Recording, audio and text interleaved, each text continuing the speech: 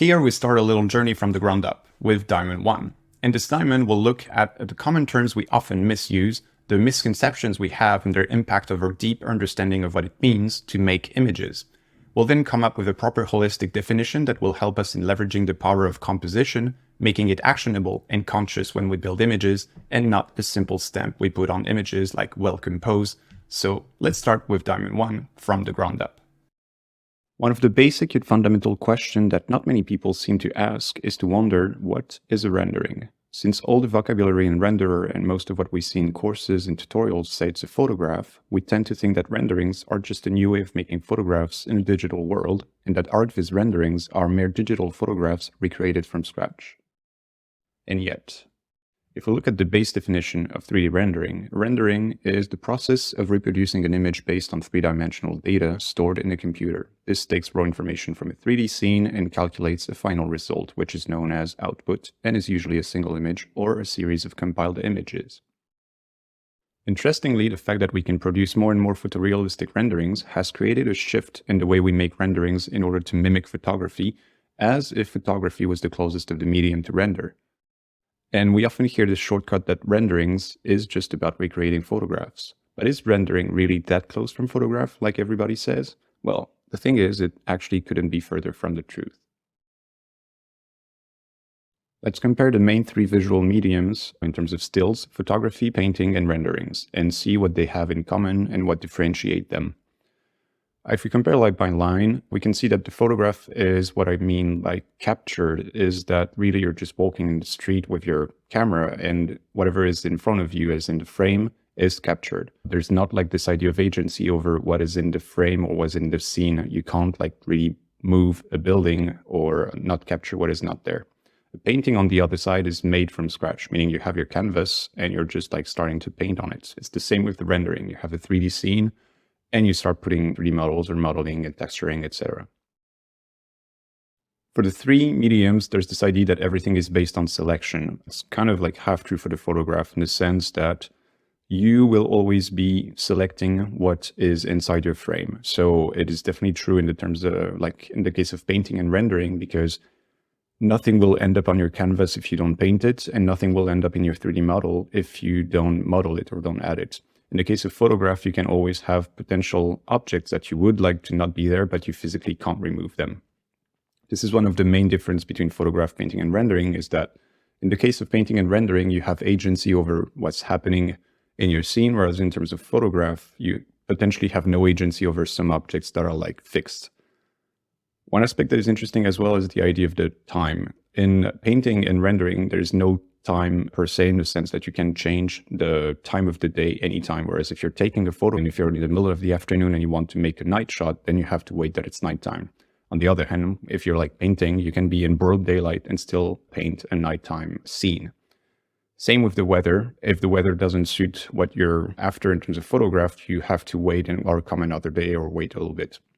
Whereas in painting or rendering, you just have to change your HDRI or whatever sun system you have, or in the painting, you just have to paint whatever sky you're after. There are also some interesting limitations that come with the idea of dealing with artifacts that can come with optics. Whereas in painting and rendering, you can have them or not have them depending on what you want. There's also, and this is one of the most fundamental that is quite interesting to remember, is that all the laws of physics will apply in your photograph. You can sort of like maybe Photoshop it, but then it's not a photograph anymore. It's just like a Photoshopped image. On the other hand, if you're dealing with painting or rendering, you can actually change all the laws of physics and have things that are not like physically accurate happening, meaning you can have very heavy objects flying. You can change the way an object will cast shadows. You can change the way the light behaves. You can change the transparency of an object, etc. There's like literally no limitation. The only limits will be your imagination, basically. One thing also that is very important is the idea of the capture size, or like the ratio actually, is like you will have some manufacturing process involved in photograph because of the fact that you need to build the camera. And this will have like a direct impact on the capture size and the ratio of your image. Whereas in the case of painting or rendering, you can have any ratio you want, any aspect ratio for your image, and you will have no loss of resolution or density of pixels. One thing also that is quite important to notice is that in the case of photograph, there's this idea of effortlessness, basically by the idea that you're just capturing something that already exists. Not that it's simple to make a nice photograph, but the act of taking a photo is really just pressing a button. Whereas right now, when it comes to painting and rendering, you still need to, like, it still requires effort to go through in order to actually paint or actually put together the 3D scene that you're going to render. So in the end, we can see that most of the medium limitations that apply to photography, the medium that people commonly think is the closest to rendering, don't apply to rendering, and that rendering is actually closer to a painting. So now you must be thinking, yeah, well, Simon, thank you for the clarification, but does this really matter? And actually, it matters a lot. Misunderstanding the medium you're working with is already putting, I think, psychological limitations on how you can use and play creatively with that medium. This also leads people to mainly try to understand composition by learning photography. And the problem is, the image theory behind photography that is sold to us today is completely different than the one behind paintings, for instance. And not only is it different, but it usually is oversimplified and watered down to so-called rules that nobody used prior to the democratization of cameras. So limiting ourselves to the medium of photography has this impact of limiting us to a very limiting medium that is not even the closest to rendering. The photographer Michael Freeman also reminds us of an important aspect of any art medium. He says, "It is a long-held view in art criticism that each medium should explore and exploit what it is good at and not mimic other art forms, at least not without irony."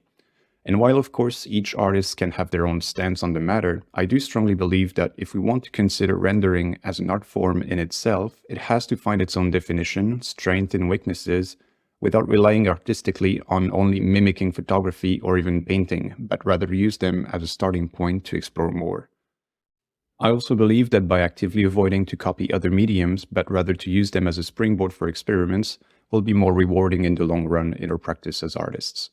And while I'm definitely not experienced enough to give you a sort of ready-made philosophical take on what 3D rendering is, I mean, even nowadays you still have many stances on what photography or painting is in the world of theory.